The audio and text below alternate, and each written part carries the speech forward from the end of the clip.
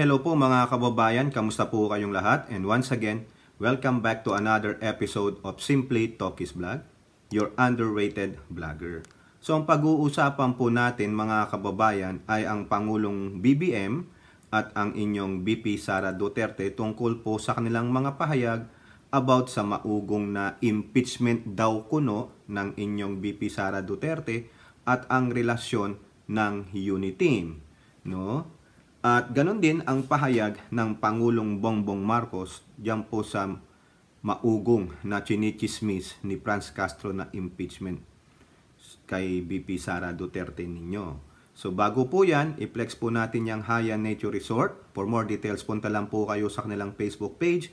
At ganon din po tayo magpapasalamat sa lahat ng ating channel members, sa followers, subscribers, nanonood ng ating videos, at ganon din po sa mga haters natin. Dumadami na po sila. Yan po yung mga miyembro ng mga grupo na nasasalig natin. May katotohanan naman, di ba? Kaya po sila nagagalit dahil tinatamaan ang kanilang walang kwentang utak. God bless na lahat sa inyo. No, eto po, uunahin natin ang pahayag ng inyong VP Sara Duterte. No, karagdagan po ito dun sa sinabi niyang she believes the president still trusts her. About this, sabi niya, tungkol po sa impeachment, kung alam ba ito ng Pangulong BBM. So, itong video na po ito ay courtesy sa UNTV. Pinutol-putol ko na lang po para hindi naman lahat ng video, yung buong kabuuan ng video ay mapakita dito. Sana po hindi po tayo i-copyright ng UNTV. Once again, shout out po sa UNTV, pahiram po ng portion ng inyong video. Unahin po natin yung pahayag ni VP Sara Duterte ninyo. Eto po mga kababayan. I believe I still have the trust of President Marcos Jr. Why? Because before he left, I asked him about the impeachment and he told me the truth that he knows about the impeachment. So tignan ninyo, no? Kumbaga, si VP Sara Duterte ninyo, bothered na rin siya. Why? Di ba sabi niya, I asked him about that impeachment. Siguro sabi niya, Apo BBM, nababalitaan mo ba yun? Naririnig mo ba? Oo. Di ba sabi siguro ni BBM, oo, inday. Huwag ka mag-alala. Hindi ano yan. Hindi uusad yan. No? Bakit? No? Ano ko lang po yun, kwento ko lang. Kasi mamaya maririnig ninyo yung kasagutan ni PBBM. Si Ninong. Di po ba? So, ang ano dyan ni VP Sara Duterte is still, she combines. I think the trust issues is reciprocal. They trust each other. They are so confident na walang masamang tinapay sa kanilang dalawa. Kundi, ang gumagawa ng masamang tinapay ay yung mga bumabatikos tulad ni Makabayang Block. Napilit silang pinaghihiwalay kasakatuwang yung mga nandun sa mga istasyon ng mga nasulsulan ng inchik. Di po ba? At sometimes, yung kanyang ama na rin. No? Hindi naman natin mapipigilan. Karapatan yan ng kanyang ama. Freedom of speech pa rin yan. No? Pero sometimes, it creates alam nyo na, yung hindi magandang pananaw sa ibang netizens na sumusuporta sa gobyernong ito. No? Hindi natin pwedeng sabihin, oy, tandang Duterte, tumigil ka na nga. Hindi po. Karapatan niya po yan. Freedom of expression, freedom of speech. Nandiyan po yan sa kanyang constitutional right. So, bahala na siya kung yung mga binibitawang niyang salita ay makakaapekto sa imahe ng kanyang anak bilang pangalawang pangulo and their future aspirations. So ano po ang sagot ng pangulo diyan nung tinanong siya ni VP Sara ninyo, no? Ano lang po, eto, tignan po natin. Ito pa rin po sa UNTV, no? Idinuktong ko na lang po ito. Okay, so dito po, pakinggan natin, ha? Lahat naman kami merong ganyan eh. So I don't think it's particularly unusual. I don't think it's particularly worrisome. You know, there will always be an element that will want to change the results of an election. Uh, so, of course, pinabantayan namin ng mabuti because we don't want her to be impeached. We don't want her to, he does not deserve to be impeached. So, we will make sure that this is something that we will pay very close attention to. O, ayan po, mga kababayan. Nakita nyo na, no? Ano ang sagot ng Pangulo? Oh, Philippine News Agency, PBBM, Vice President Sara Duterte does not deserve to be impeached. No? Actually, mali pa nga yan eh. Kasi sabi niya, ayaw namin. Di ba? Hindi dapat deserve eh. Ayaw namin siyang ma-impeach, ha? Di ba? Oh, binabantayan daw po nila maigi. Ayan, no? Binabantayan namin ng mabuti. We are watching closely because we don't want her to be impeached, no? We don't want her to. She does not deserve to be impeached. Kulang po itong title na ito. We don't want and she doesn't deserve. Ayaw namin and hindi niya deserve na ma-impeach o matanggal. Tandaan nyo yung kataga na we. Ano ba yan? Plural term. We. Sino yung mga we? Sininong PBBM is pertaining to the word we. Sino kaya sila? Kasi may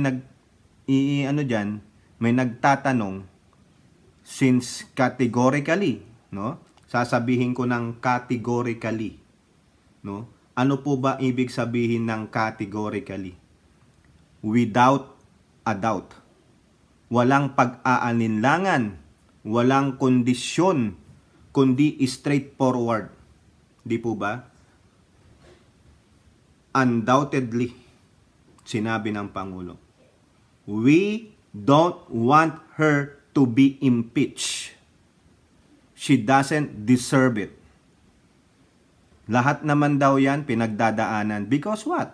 Because may mga taong hindi ayon sa iyong mga ginagawa. Hindi kayo align sa politika ninyo. Ganun naman po talaga. Every president o head of the states dumadaan dyan. No? Dito nga sa Amerika, si Biden. Yung mga kalaban sa politics nila, Democrat si Biden, ito yung Republican, i-impeach din siya, gagamitin kung ano mang gagamitin. Si Donald Trump noon. Ang dami, lahat dumadaan dyan because of, the freedom. This freedom. No? Ang tanong lang dyan, kung may basihan ang impeachment. Di po ba, base sa ating na-vlog dati, the reasons of impeachment of a particular leader, yung Vice President, President, yung Supreme Court, yung Constitutional Commission, yung sa COMELEC, impeachable po yan, saka Ombudsman. Yan po ang mga impeachable officers o officials sa ating bansa. So ano ang grounds for impeachment na merong pwedeng ibigay kay Sara para mag-forward ang impeachment case sa Congress? Ano ang sabi ni Tulfo? Wala pa naman. Anong sabi ni Dalipe? Wala. Ano sabi ni Martin? Walang umaabot. Walang nagpa-file. Kundi, ano ang sabi ni Marites Castro? Narinig niya daw. Pero hindi siya makapag-name names. Tapos may nagtatanong na nagsasabi na pwede bang sabihin niya ni Martin Romualdez yung sinabi ng Pangulo. Di po ba? Nasabihin na, we don't want her impeached. Sa akin pong opinion, pag nagbigay ng ganong salita si Martin and the impeachment case will run through the Congress, lalo na sa House of Representatives, sa tingin nyo hindi siya magiging bias? Di ba dapat impartial siya sa ganyan? Tapos sasabihin nyo, can he categorically said na ayaw nyo rin siyang ma-impeach? Eh di magkakaroon na ng partiality. Dapat, sa Congress kay, ano iisipin ng mga kapwa kongregista mo tulad ng mga makabayang bloc? Hindi nauusad. Magiging partial ka na. Dapat impartial ka. Wala kang kinikilingan. Di po ba? Kaya po nasabi yan ni Pangulong Bongbong Marcos because they are on the same boat in the department, executive department. Walang pakialaman. Ngayon kung sasabihin niya ni Martin, nakaw, bibirahin na naman siya dyan.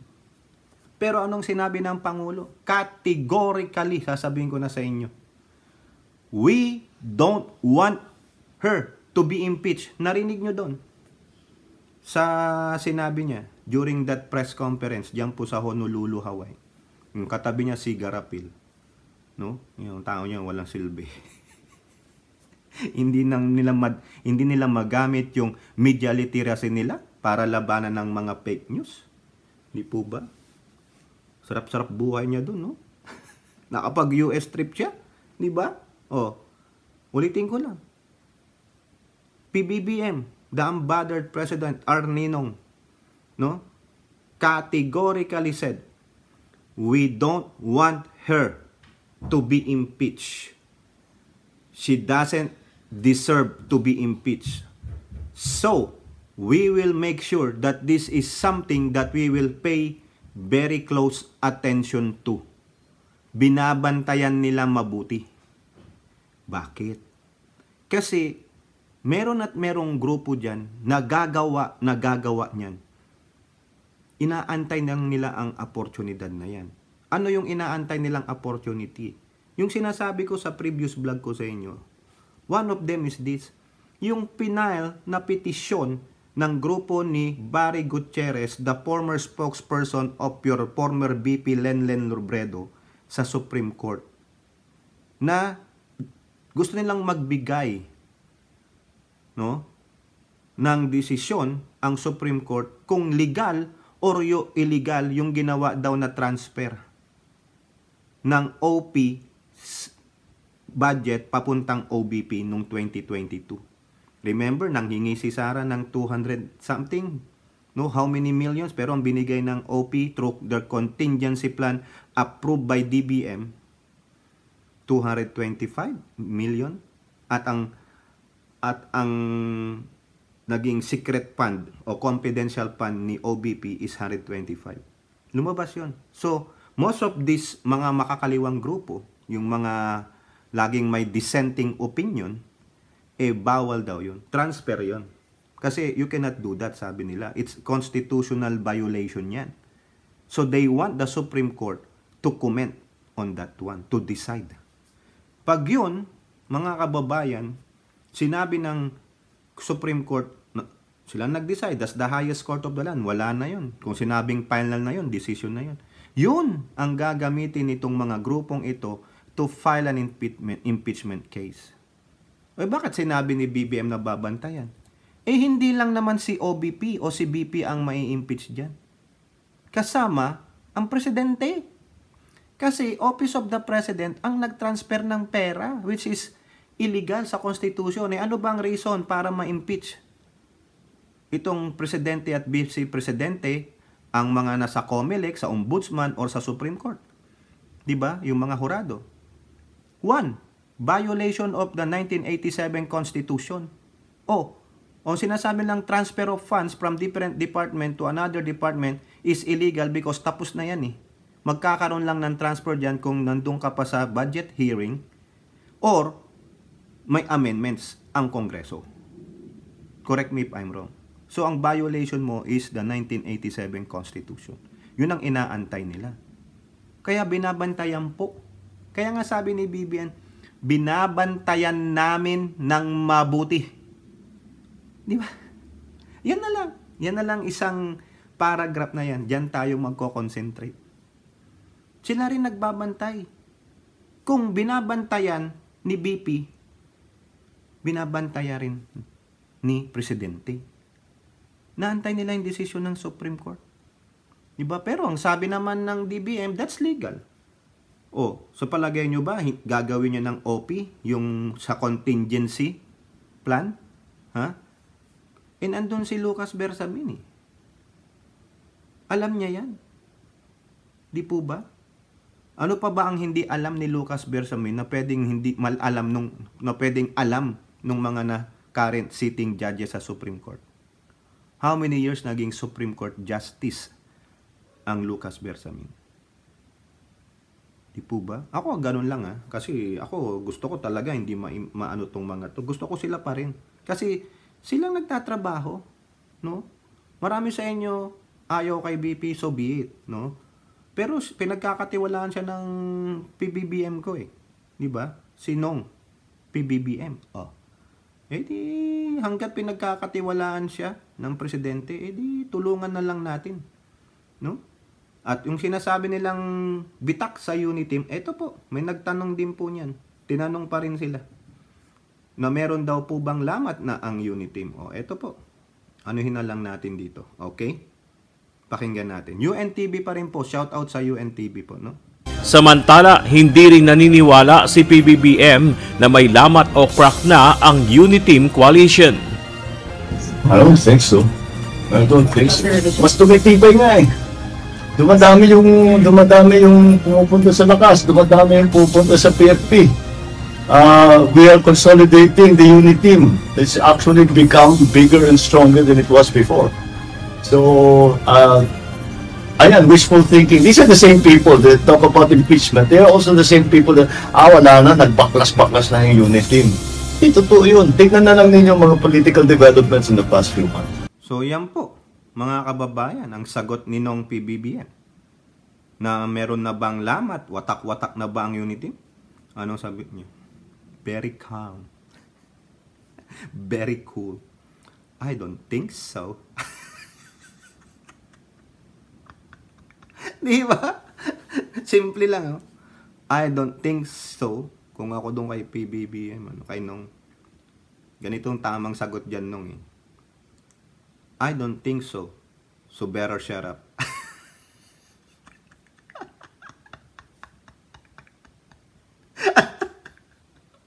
Talagang gago eh. Kaso mabait po talaga si Nong PBBM eh. Wala tayong magagawa dyan. No, sinabi niya, lalo pang ang lumalakas kasi may mga pumupunta sa lakas, may pumupunta sa partido niya. Di po ba? Ngayon sabi niya, we are consolidating. Consolidating, narinig nyo? No? Ewan ko kung totoo yun. No, sabi niya, we're consolidating.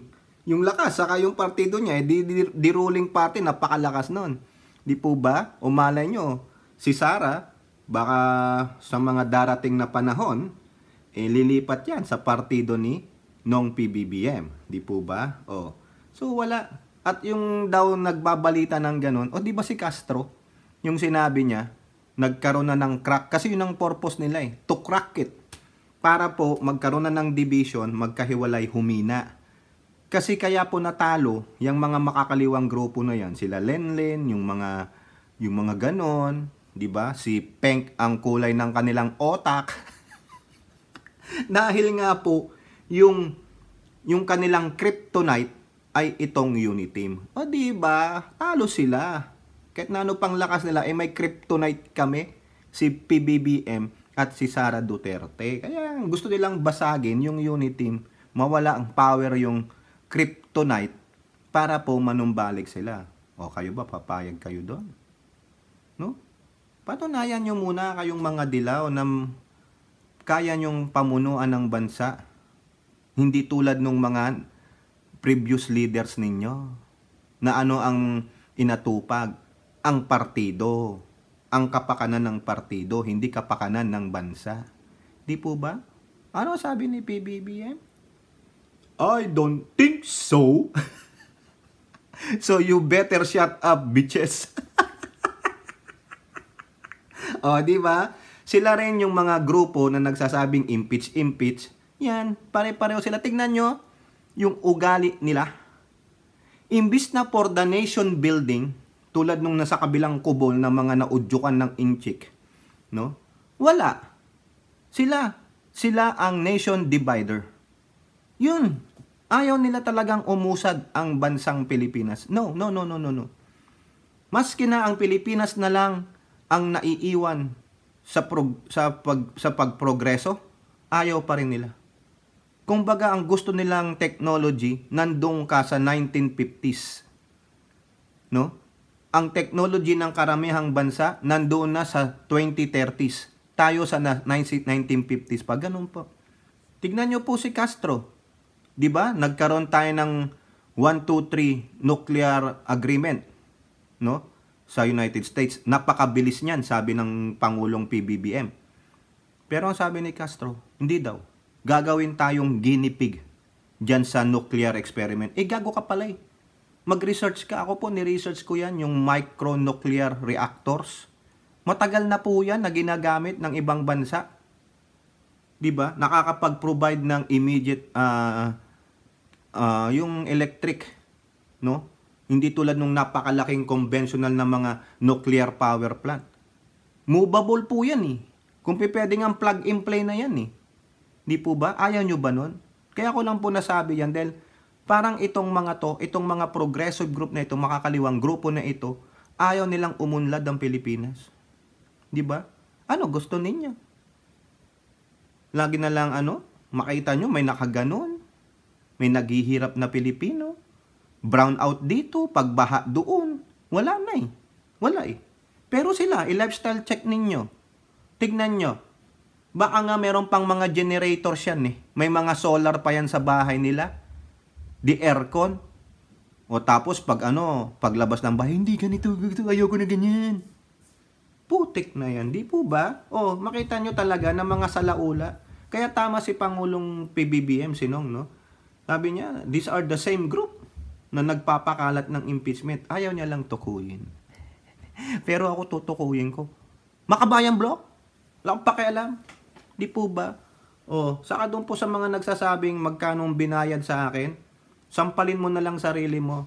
Manood ka muna ng mga videos ko about that. Nainggit ka, no? Dahil may sarili akong bahay dito. May kotse ako. O, di ba? Magtrabaho ka.